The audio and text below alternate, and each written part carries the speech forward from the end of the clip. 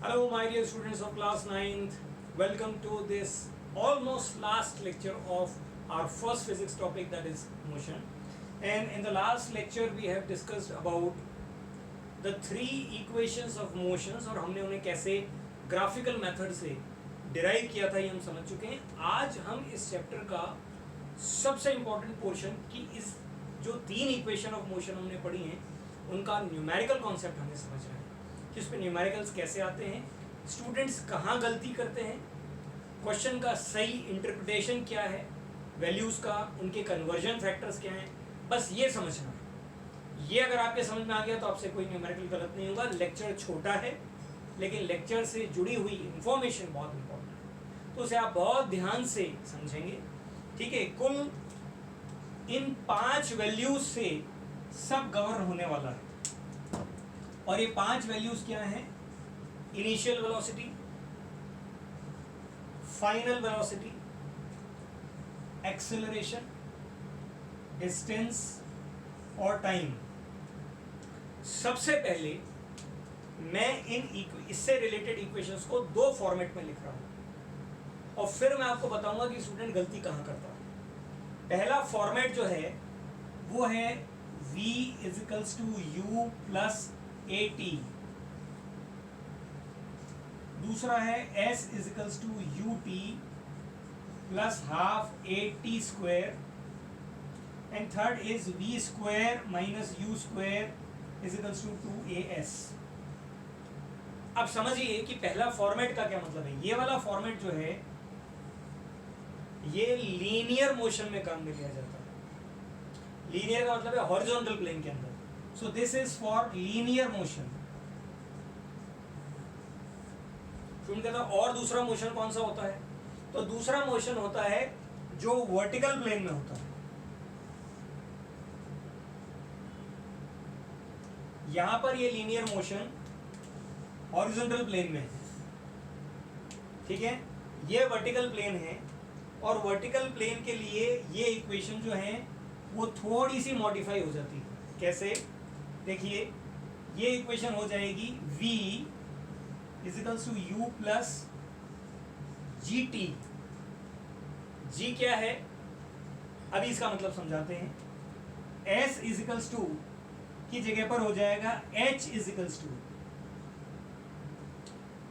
You t plus half g t square. और third equation में v square minus u square is to 2gh.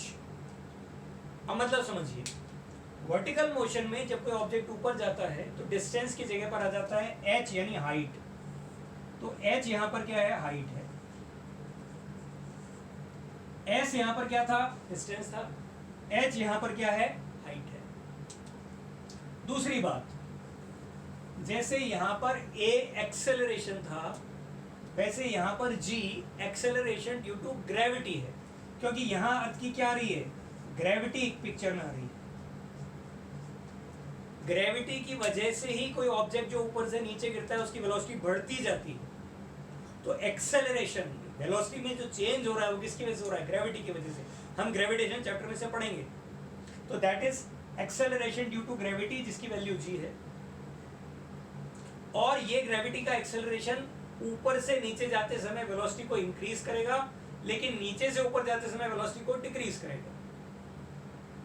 ठीक है, अब दो चीजें आपको जो समझ में आई डिफरेंस. पहला, ये लीनियर मोशन के लिए, ये वर्टिकल मोशन के लिए. I am sorry. दूसरा कि हाइट और डिस्टेंस, यहां ये डिस्टेंस है, ये हाइट है. यहां ये नॉर्मल एक्सेलरेशन है और ये एक्सेलरेशन ड्यू टू ग्रेविटी. अब एक इंपॉर्टेंट डिफरेंस समझिए. ये एक्सेलरेशन a, इसकी वैल्यू चेंज होती रहती है, वेरिएबल है.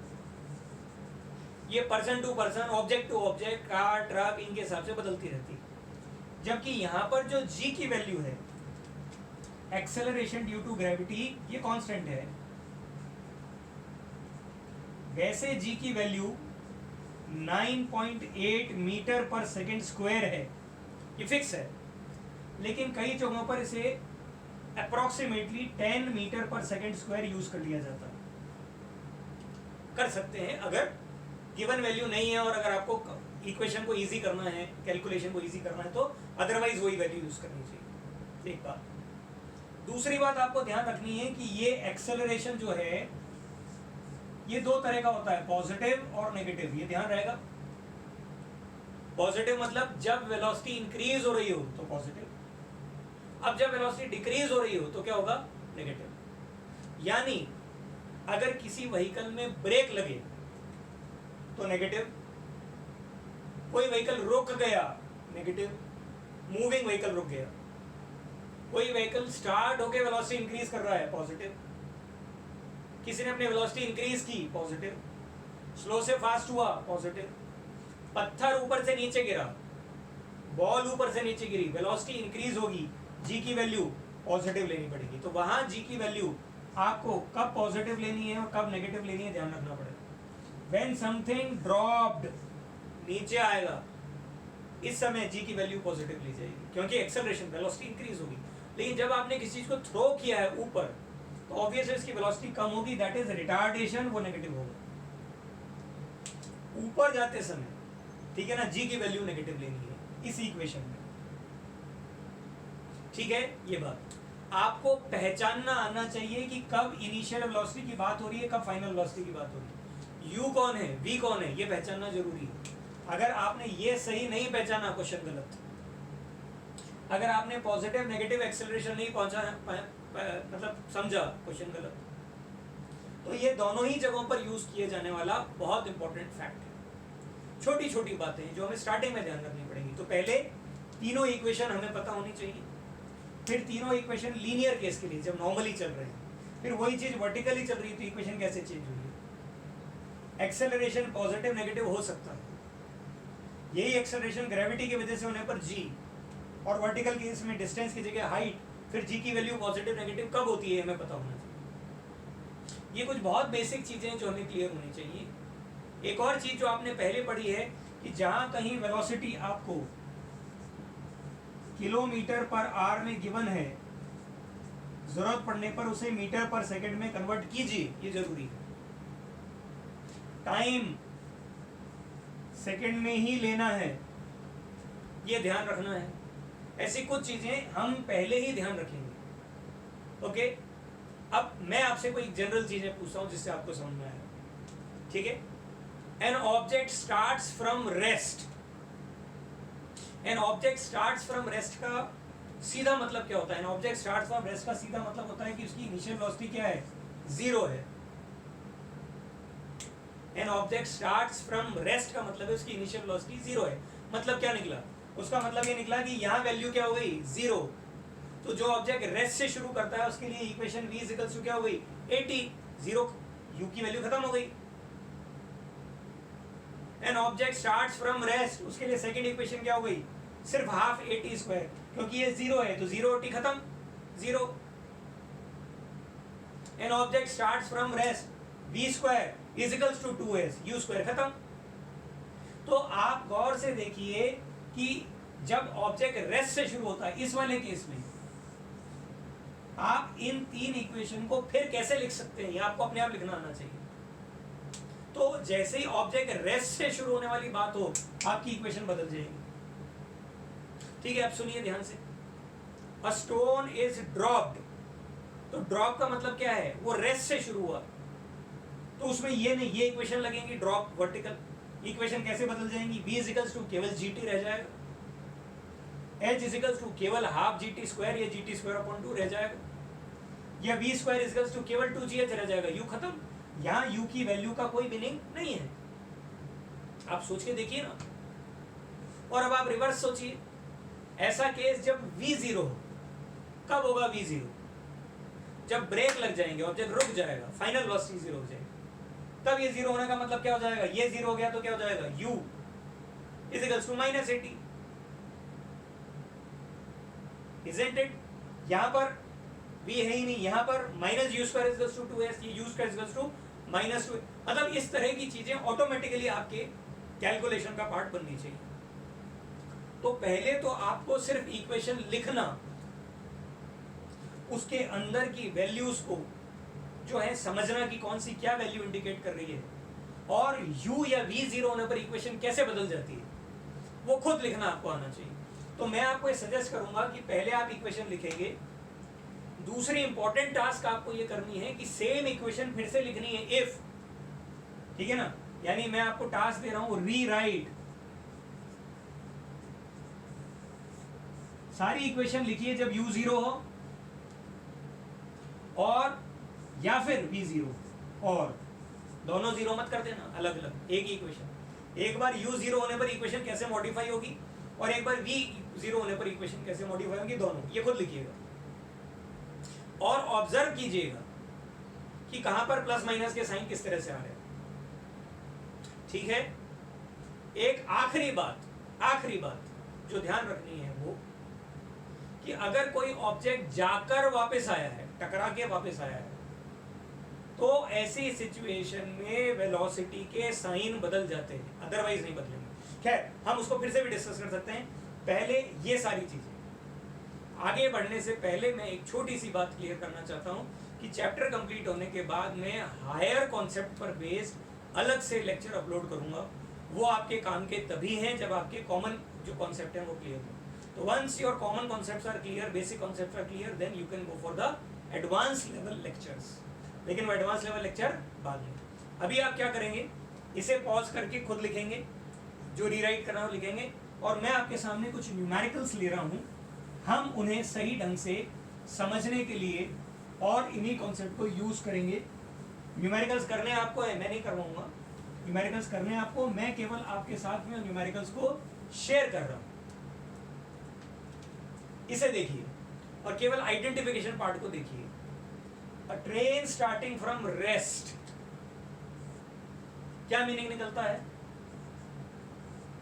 आइडेंटिफिकेशन देखिए, attains a velocity of 72 kilometre per our. तो इसका मतलब पहले तो u थी, ये क्या हो गई, ये v हो गई। कौन सी वैल्यू, ये। शर्त क्या है देखिए आप, इन 5 मिनट्स, शर्त क्या है, ये 5 मिनट क्या है। तो पहली लाइन में समझ में आ रहा है कि हमें कितनी चीजों का ध्यान रखना पड़ेगा। ये क्वेश्चन मैंने नहीं बनाया, एनसीईआरटी का क्वेश्चन है, एनसीईआरटी के क्वेश्चन बहुत अच्छे हैं, ठीक है। तो u जीरो है, v 72 किलोमीटर पर आ रहे, मीटर पर सेकंड में बदलेंगे, टाइम को सेकंड में बदलेंगे, ये पहली चीज। Assuming that the acceleration is uniform, पूरे रास्ते में एक्सेलरेशन नहीं बदलता है, तो कहां है एक्सेलरेशन, v दे रहेगा, u दे रहेगा, t दे रहेगा, एक्सेलरेशन निकाल लीजिए। अगर वो कह रहे हैं कि एक्सेलरेशन है, कहीं बात हो रही है, तो एक्सेलरेशन निकालो। कैसे निकलेगा acceleration, acceleration is equal to v minus u upon t, formula यही है, निकल जाएगा। फिर उसके बाद find the acceleration and the distance travelled, distance travelled का मतलब क्या है, s। अब आप मुझे बताइए कि अगर आपको s कैलकुलेट करना है तो मोशन की 3 इक्वेशन पढ़ी आपने, v is equal to u plus at, s आ रहा है इसमें नहीं, तो हम इसे यूज नहीं करेंगे। Second equation s is equal to ut plus half at square, u है नहीं है, जीरो, तो इक्वेशन मॉडिफाई होके क्या हो जाएगी, s इज इक्वल टू केवल क्या रह जाएगा, हाफ at स्क्वायर, ये रह जाएगा। अब आपके पास t है, बिल्कुल है, a हमने अभी अभी निकाला, हो गया question solve. Is it okay? इस तरह से हम ऐसे क्वेश्चंस को सॉल्व करेंगे। तो हम पहले किसी भी क्वेश्चन में गिवन वैल्यूज देखेंगे, आइडेंटिफाई करेंगे, उन्हें लिखेंगे, लिखने के बाद उनमें क्या कन्वर्जन फैक्टर आ रहा है वो कन्वर्जन फैक्टर लिखेंगे। उस कन्वर्जन फैक्टर के बाद इक्वेशन कैसे आएगी या मॉडिफाई होके आएगी, इसलिए मैंने आपसे कहा था पहले मॉडिफाई करना, और फिर उस क्वेश्चन को सॉल्व करेंगे, यूनिट लिखेंगे और फिर मुझसे चेक करा लेंगे। वेरी सिंपल, व्हाट्सएप पे भेज देंगे, आप उनसे चेक कर देंगे। तो आपके सामने क्वेश्चन नंबर 1 2 3 4 ऐसे और आगे क्वेश्चन है। एक और क्वेश्चन देखिए, उसे समझ में आएगा। सेकंड क्वेश्चन देखिए, अ कार एक्सेलरेट्स यूनिफॉर्मली, पहले कह दिया कि एक्सेलरेट हो रही है, यानी वेलोसिटी क्या हो रही है, इंक्रीज हो रही है। कैसे हो रही है, from 18 kilometre per hour to 36 kilometre per hour, यानी ये शुरुआत है वो खत्म है, यानी ये u है ये v है। कहाँ ध्यान होना चाहिए, किलोमीटर पर आवर पे। टाइम इन 5 सेकेंड, इसे चेंज करने की जरूरत नहीं है। कैलकुलेट द एक्सेलरेशन आ जाएगा, एंड द डिस्टेंस कवर्ड, वही चीज, बस फर्क क्या है, इस बार u जीरो नहीं है। तो जब आप second equation of motion s equals to ut plus half at square करेंगे तब ये वैल्यू भी रहेगी, यहाँ ये नहीं थी। ये डिफरेंस समझ में आया? कभी कभी किसी क्वेश्चन में ब्रेक लगाने की बात हो रही है, ऐसी सिचुएशन में एक्सेलरेशन क्या हो जाता है, नेगेटिव। तो जब ऐसी इक्वेशन में एक्सेलरेशन रखेंगे तो फिर हम क्या करेंगे, नेगेटिव वैल्यू रख के काम में लेंगे। ये आपको अपने आप प्रैक्टिस से समझ में आएगा, ठीक है? तो आप ध्यान रखेंगे, इसको ध्यान में रखते हुए आप ये सारे क्वेश्चंस करेंगे। कौन से क्वेश्चंस? 1 2 3 4 और इसके बाद में 5 6 गायब हो गया, ठीक है ना, 5, ये 6 7 8, ये 6, ये 7 और ये 8, ये 8 क्वेश्चंस आपको करने हैं। मैंने प्रैक्टिस शीट्स रेडी रखी हुई हैं, जैसे ही आप ये कर लेंगे, आप व्हाट्सएप ग्रुप से जुड़े हुए हैं तो मैं आपको प्रैक्टिस शीट व्हाट्सएप ग्रुप पे भेज दूंगा, उनको क्वेश्चंस को सॉल्व करके मुझसे चेक कराना शुरू कीजिए। तो हम हमारे फर्स्ट चैप्टर को ऑलमोस्ट कंप्लीट कर चुके हैं। जरा सा यूनिफॉर्म सर्कुलर मोशन है, हालांकि उसका सिर्फ इंट्रोडक्शन है तो उसको पढ़ना है, तो 5 मिनट किसी दिन पढ़ के, and now will switch over to the next topic. Is this okay? Meanwhile इसे कंप्लीट कीजिए और एडवांस लेवल के लेक्चर के लिए रेडी रहिए, ठीक है? Till then enjoy this, bye bye.